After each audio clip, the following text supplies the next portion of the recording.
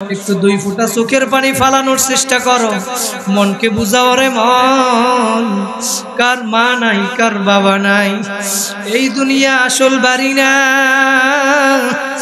আসল বাড়ি হইল আমার কবর। ওই মা নাই, বাবা নাই, কার কোন দিন মওত হয়ে যাবে জানা নাই। ও যুবক, কয়দিন আগে ঢাকায় বসে একটা বয়ানের শেষে এক যুবক আসলো।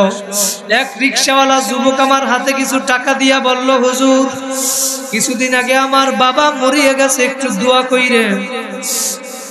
দিয়া বলে, হুজুর আমি এখন আমার সংসার চালানোর জন্য ঢাকার শহরে রিক্সা চালাইয়া খাই, রিক্সা চালাইয়া কাজ করি। আমার বাড়িতে মা আছে, মাকে আমি টাকা পাঠাই। হুজুর আমার বাবা মরিয়া গেছে, আমার বাবার জন্য একটু দোয়া কইরেন। আমার মাকে আমি রিক্সা চালাইয়া টাকা পয়সা পাঠাই, মোবাইলে কথা বলি, মা খুব আনন্দ দোয়া করে আমার জন্য। হুজুর কিছুদিন আগে আমার মাও দুনিয়া থেকে বিদায় হইয়া গেছে। যুবক ডাক দিয়ে বলে, হুজুর আমি এখন ঢাকা শহরে চাকরি করি, ভালো টাকা বেতন পাই, সারাদিন চাকরি বাকরি করি, মানুষের সাথে থাকি। হুজুর সারাদিন থাকি, আনন্দ ফুর্তি করি, কোনো কষ্ট হয় না। কিন্তু রাত্রবেলা যখন বিছানায় ঘুমাইতে যাই, মা বাবার কথা মনে পড়িয়া সুখের বাড়ি আর রাখতে পারি না। কাঁদতে কাঁদতে হুজুর বালিশ ভিজাইয়া ফেলাই। এখন কত টাকা পয়সা হইল, বাবা যখন দুনিয়ায় বেঁচে ছিল আমার অনেক টাকা পয়সা ছিল না, আমার বাবারে একটা লুঙ্গি কিনিয়া দিতে পারি না।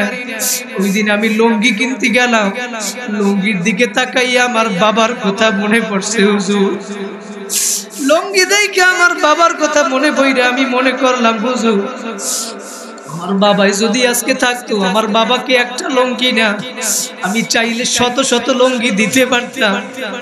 হুজুর আজকে আমার বাবা দুনিয়ায় নাই। স্ত্রী সন্তান নিয়ে মার্কেটে গেলাম স্ত্রীকে শাড়ি কেনার জন্য। যখন হুজুর আমি শাড়ি কিনতে গেলাম, শাড়ি দেখে আমার মায়ের কথা মনে পড়লো। হুজুর আজকে আমার মা দুনিয়ায় নাই। আমি শাড়ি দেখা আমার কান্না চলে আসছে। যখন আমার মা দুনিয়ায় ছিল আমি শাড়ি একটা দিতে পারি নাই। আজকে আমি টাকা পয়সার মালিক হইলাম, আমার মাকে একটা নয় 1000 শাড়ি কিনে দিতে পারি, কিন্তু আমার মার দুনিয়ায় নাই। ওই নেয়ামত আর দুনিয়ায় নাই। বাড়ি যাইতাম ঈদের সময়, মা দরজার সামনে দাঁড়াইয়া অপেক্ষা করত। ও যুবক, কার মা নাই, কার বাবা নাই, মা বাবার কথা স্মরণ কইরা দুই ফোঁটা চোখের পানি ফালাইয়া দাও। ও যুবক ভাইরা, কোন দিন কার কখন মওত হইয়া যাবে।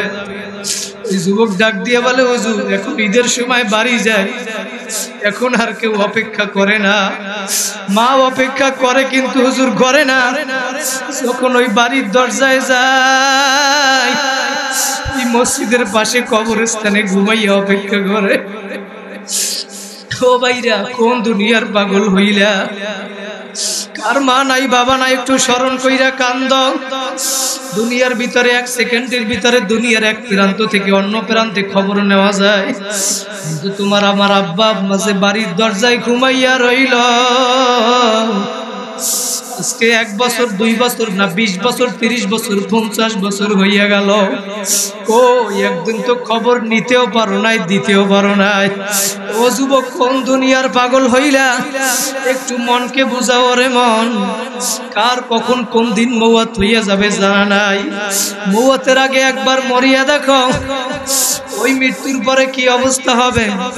যদি নেক আমল না নিয়ে কবরে যাও, আমার মাওলার ঘোষণা ওই কবরটা একটা জাহান্নামের গর্ত হইয়া যাবে। ও যুবক।